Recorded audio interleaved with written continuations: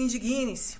Esse é o título de um famoso ensaio do escritor francês Stéphane Hessel, publicado em 2010, sobrevivente aí de Buchenwald. Hessel defende a ideia de que a indignação é o fermento do espírito de resistência. A falta de indignação pela maior parte da população brasileira frente aos acontecimentos no país é digna de uma certa alienação mental, do derrotismo covarde ou ainda de uma lacuna histórica que nos impossibilita aí distinguir o certo do errado. A mídia tradicional, aliada à politicagem estabelecida, acusa Bolsonaro de fascista, de nazista e de estar tramando um golpe. Enquanto isso, aceitamos que Lula seja inocentado por uma tecnicidade de um tribunal composto aí em sua grande maioria por ministros nomeados pelo PT. Lula foi transformado por esse tribunal em um mártir político e não reconhecer sua indiscutível culpabilidade por corrupção, formação de quadrilha e enriquecimento ilícito. O Brasil se tornou, pelas mãos do STF, cúmplice desse ato de peculato. Em qualquer país minimamente republicano e com uma justiça cega, o PT teria seu registro cassado, seus membros receberiam uma pena exemplar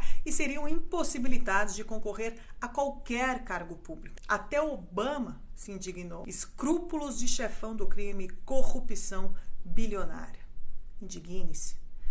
A aliança com Lula por aqueles que batiam no peito para denunciar os crimes do PT é algo absolutamente surreal e digno dos melhores momentos de Maquiavel. Só que não estamos mais no século XVI. A história de lá para cá nos ensinou muito sobre essas atitudes e suas consequências nefastas para o povo. Eles deveriam ter vergonha de surgir aí com uma aliança com Lula nas eleições de 2022. O PSDB, que tanto lutou contra Lula, deveria ter vergonha. Em memória de Franco Motor, FHC deveria ter vergonha. Em memória de Tancredo Neves, Aécio Neves deveria ter vergonha. Em memória de Ulisses Guimarães, o Congresso Nacional deveria ter vergonha. Será que eles são capazes de sentir vergonha? Que país é esse? Estamos deixando aí um péssimo legado aos nossos filhos e netos, aceitando que os criminosos delatados com fortes provas, inúmeros empresários e membros do PT, seja livrado aí pelo STF. Como podemos dormir aceitando que todas as provas do crime foram simplesmente jogadas para baixo do tapete, na frente dos nossos olhos? Como os jornalistas Reinaldo Azevedo e Marco Antônio Villa conseguem se olhar no espelho quando por anos foram a voz da resistência contra o PT e agora se tornam colaboracionistas? Como aceitar que Mário Sérgio Conte e Hélio Schussmann peçam por escrito ao jornal Folha de São Paulo um golpe militar para remover Bolsonaro do poder, ou ainda até mesmo a sua morte? Mas como ousam desrespeitar a memória e o legado do jornalista Sr. Frias, que certamente não compactuaria com esses crimes ou com qualquer ato que defendesse o rompimento com a democracia pelo uso da força? Indigne-se. Vivemos um período perigoso, aceitamos um pacto com Fausto em nome de um tal de bem maior. A história nos ensina que tudo que começou em nome de um bem maior se transformou numa catástrofe autoritária que somente beneficiou aí um punhado de privilegiados e prejudicou a sua grande maioria. Cada vez que políticos disseram que o fim era justificado pelos meios, o resultado foi a evaporação da liberdade e milhões de mortos. Indigne-se. A liberdade de expressão deveria proteger o livre pensar. Entretanto, o STF julgou que pensamentos que defendem crimes precisam ser punidos no rigor da lei. Pois bem, enquanto assistimos sem nenhuma indignação à prisão de jornalistas e deputados por crime de opinião. Nenhum desses jornalistas da Folha de São Paulo foram incomodados por opiniões claramente antidemocráticas e até criminosas. Como pode isso acontecer? Por que não há indignação? Será que já estamos totalmente adestrados aí, escravizados e alienados? Não temos mais o poder de nos indignar e de lutar pela nossa liberdade, pela nossa democracia? Indigne-se.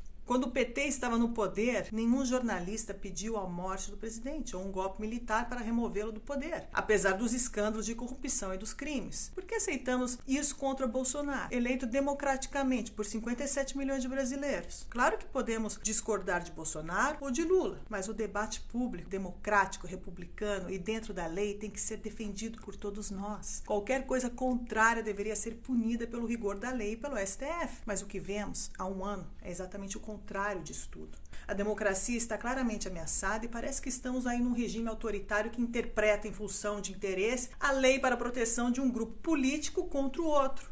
Ou seja, a justiça não é mais cega, indigne-se. Os grandes democratas deste país se curvaram ao crime e ao Lula, recusando o debate político para tentar vencer Bolsonaro nas urnas ou na força. Ter livrado um criminoso não faz de Lula um inocente. Se juntar a um criminoso e pedir um golpe militar para vencer Bolsonaro não representa o espírito democrático. Estamos flertando com o autoritarismo e pedindo uma ditadura em nome de um bem maior. Assim começaram as piores e mais violentas ditaduras. Indigne-se.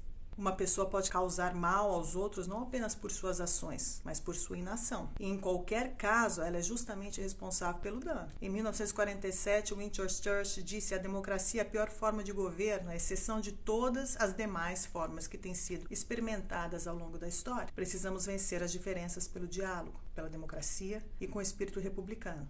Precisamos nos indignar quando tentam forçar nossa mão, especialmente aí quando esses falsos democratas estão claramente na busca desenfreada pelo poder. Precisamos respeitar a opinião e a fé daqueles com quem não concordamos e não zombar da fé em Jesus, como faz de novo Mário Sérgio Conte, na Folha de São Paulo, numa coluna de Páscoa.